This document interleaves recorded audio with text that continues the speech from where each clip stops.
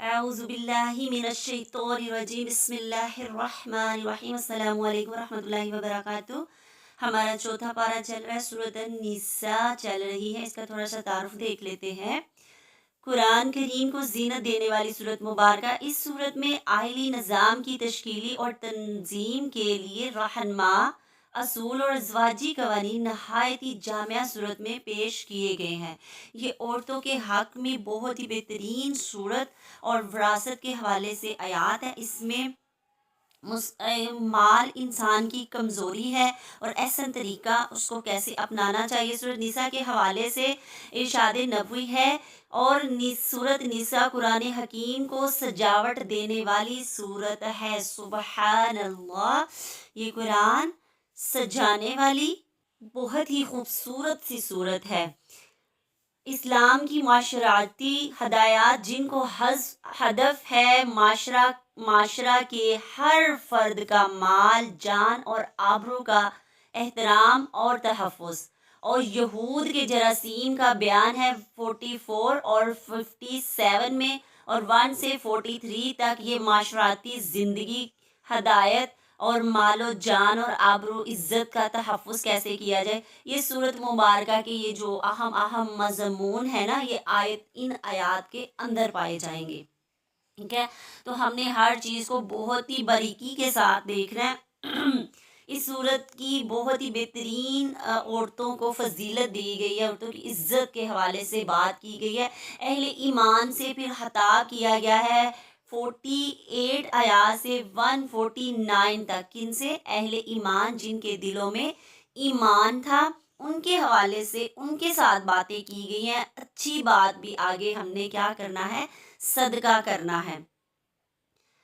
اور منافقین کی 3 کمزوریوں کی مذمت، اطاعت رسول سے گریز، ہجرت سے پہلو تہی، اللہ کی راہ میں جنگ سے فرار، یہ سب کیا بتایا جا رہا ہے کہ یہ اہم مضمون ہے جو اس صورت کے اندر پائے جاتے ہیں، کیونکہ یہ صورت کا تعارف کروایا جا رہا ہے کہ اس صورت میں یہ چیزیں آئیں گی۔ منافقین کی 3 کمزوریوں کی مذمت، ٹھیک ہے، اور اہل کتاب کے جرائم اور اہل ایمان کے لیے ہدایت، ان کے جرائم یعنی جرم گنوائے گئے ہیں اور اہل ایمان کو ان سے ہدایت دی گئی ہے، ٹھیک ہے۔ تو ہم نے کیا کرنا ہے؟ ہم نے یہاں سے سبق نکالتے جانا ہے، جیسے جیسے ہمیں یہ آیت کے انڈر رہ کے نظر آئے 115 اور 176 تک، تو ہم نے اس کو بغور دیکھنا ہے۔ مساوات انسانی کی اساسات، ٹھیک ہے۔ یا ایھا الذین، پہلے یہ آتا رہا کہ یا ایھا الذین، اے لوگو جو آمنو ایمان لائے۔ اب یہاں پہ آیا یا ایھا الناس اتقوا ربکم الذی خلقکم من نفس، کہ اے وہ لوگو، ٹھیک ہے، کہ ڈرو تم ربکم، اپنے رب سے، الذی، جس نے خلقکم، پیدا کیا تمہیں۔ کس سے ڈرو؟ جس نے پیدا کیا تمہیں۔ ابتدائی آیات میں اللہ نے متوجہ کیا ہے، اس صورت کا جو تھیم ہے وہ عدل ہے، رحمت ہے، کہ ہم نے پیدا کیا ہے تمہیں۔ اللہ فرما رہے ہیں کہ قدیم جاہلیت نے عورت سے اس کی انسانیت، جبکہ جدید جاہلیت نے عورتوں سے ان کی نسوانیت سلب کر لی ہے، ٹھیک ہے۔ اب اس پہ غور کیجئے کہ جہالت میں ان کی انسانیت، ٹھیک ہے، اور جدید دور میں ان کی نسوانیت، ٹھیک ہے، حذف کر لی ہوئی ہے۔ اور دوسری آیات میں یتیم کے مال کی حفاظت، اور یتیموں کو ان کے مال دے دو، اور پاک اور حلال چیز کے بدلے ناپاک اور حرام چیز نہ لو، ٹھیک ہے۔ پاک کے بدلے ناپاک نہ لو، جیسے سود کا کہا گیا کہ دینے والا اور لینے والا دونوں ہے، اس طریقے سے تم کیا کرو، یہ حلال مال ہے، اس کو احسن طریقے سے ہی رہنے دو، اس میں ناپاک یعنی ارادے سے بھی غلط چیز ڈال کر اس مال کو خراب نہ کر دو۔ جیسے ہم کہتے ہیں نا کہ ایک مچھلی گندی ہو تو پورا تالاب گندا کر دیتی ہے، وہ ایسی چیزیں ہیں، ٹھیک ہے۔ تو بیویوں کے کیا کرنے ہیں؟ آگے 3 اور 4 آیات میں ان کے حقوق ان کو دینے ہیں، ٹھیک ہے۔ تو اس کے ساتھ ہم راہ عمل بک ہے، آپ نے اس کی ریڈنگ ضرور کرنی ہے۔ اسلام دین فطرت ہے، فرمان رسول ہے، نکاح کرو، طلاق عام نہ کرو۔ اسلام پاکیزہ معاشرہ چاہتا ہے، عورتوں کے مہر خوش دلی سے دے دیا کرو۔ 3 آیت میں اور 4 آیت میں بہت ہی اہم انکات ہیں۔ مرد کی جنسی خواہشات کو جائز حدود میں محدود کرتا ہے، یعنی نکاح کر لو۔ مسائل کا بہترین حل پیش کرتا ہے، کیا؟ نکاح کرو، طلاق عام نہ کرو، بے حیائی عام نہ کرو، ٹھیک ہے۔ مال تو صرف زندگی گزارنے کا ذریعہ ہے، ٹھیک ہے۔ پھر یتیموں کے بارے میں کہ وہ شادیاں نہیں کرتے، بے انصافی کرتے ہیں، ٹھیک ہے، ان کے ساتھ ان کی شادیاں نہیں تھے وہ کرتے، وہ خود ہی رکھ لیتے تھے کہ یہ ختم ہو گیا تو اس کو کیا کرتے ہیں، اگر بار شادی کی تو اس کا مال بھی چلا جائے گا، تو اس لیے وہ ان کی شادیاں نہیں تھی کرتے۔ اور حق مہر ازواجی زندگی میں مہر محبت، عورت کی شخصیت اور وقار اور احترام کا ثبوت ہے۔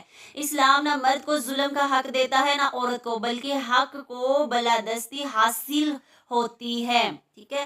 حق اسلام دے رہا ہے، کوئی زبردستی نہیں ہے اس میں، ٹھیک ہے۔ اگر عدل کر سکتے ہو تو اس کی اجازت دی گئی ہے، کیونکہ تب شادیاں اگر اور بھی کرنا چاہتے تو کر سکتے، رسومات کی وجہ سے شادیاں مشکل ہو گئی ہیں، تو اس رسومات ہے نا جو ان کو ہم نے کیا کرنا ہے، ان کو ختم کرنا ہے، ٹھیک ہے۔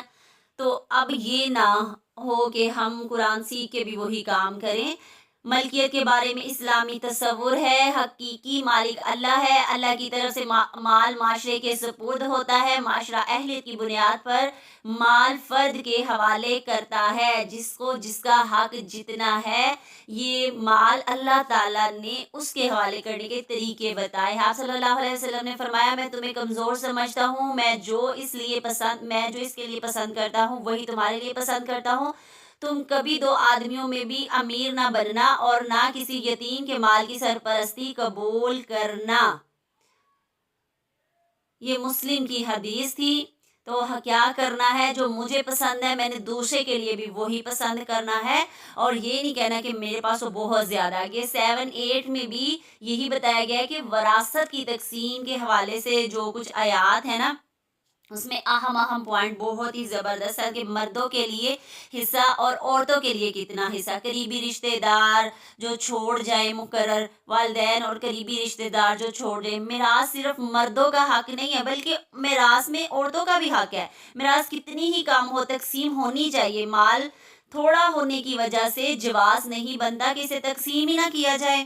آج کیا ہوتا ہے ہمارے معاشرے میں، جب عورت کی باری آتی ہے تو بھائی اور بہنیں آپس میں لڑائیاں جھگڑے کرتے ہیں، اور کیا کرتے ہیں، اگر اس نے حصہ لیا تو ہمارا مرن جینا ختم، بالکل ختم، ہمارا اس کے ساتھ تعلق ہی ختم۔ یتیم کا مال نہ حق کھانے والے اپنے پیٹ میں آگ بھرتے ہیں۔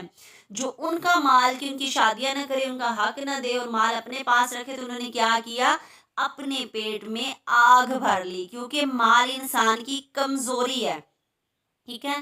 تو اللہ تعالیٰ نے یہاں پر ہمیں بتا دیا کہ مردوں کے ساتھ عورتوں کا بھی حصہ ہے، سب تقسیم ہو بے شک تھوڑا ہو، اس کے مطابق حصہ ملے گا جو اللہ نے مقرر کیا ہے۔ جب حاضر ہو تقسیم کے وقت، یعنی رشتہ دار آ جائے یا یتیم بچے ضرورت مند آ جائے، تو اس میں سے تھوڑا سا انہیں تحفتاً دے دو، چھوٹی موٹی چیز کوئی دے دو، بے شک ان کا حق نہ ہو۔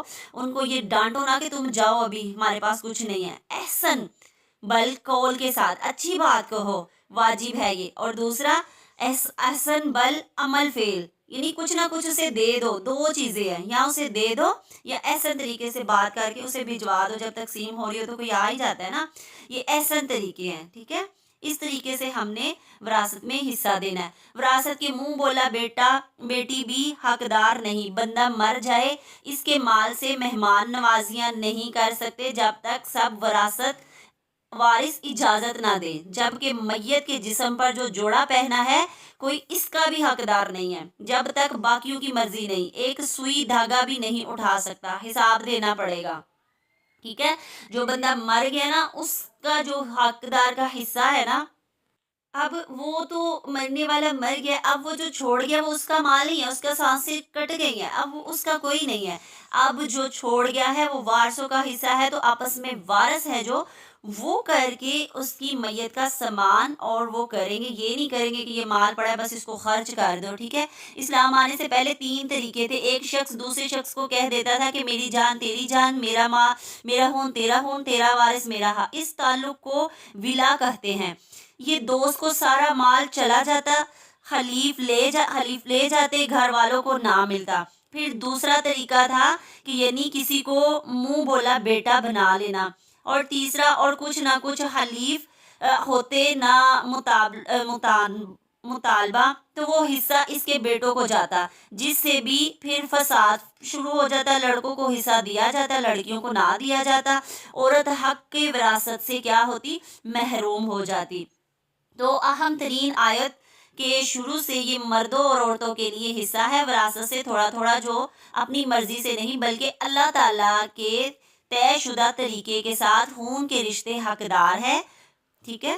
تو خون کے رشتوں کو دیا جائے گا، یہاں پہ منہ بولے بیٹے کا حق نہیں ہے، اس کو اپنی خوشی سے احسن طریقے سے اگر دیا جاتا ہے سب کی رضامندی سے، اور کوئی آ جائے تو اس کو بھی دیا جائے تو یہ بہترین ہے۔ اللہ آپ کے میرے علم میں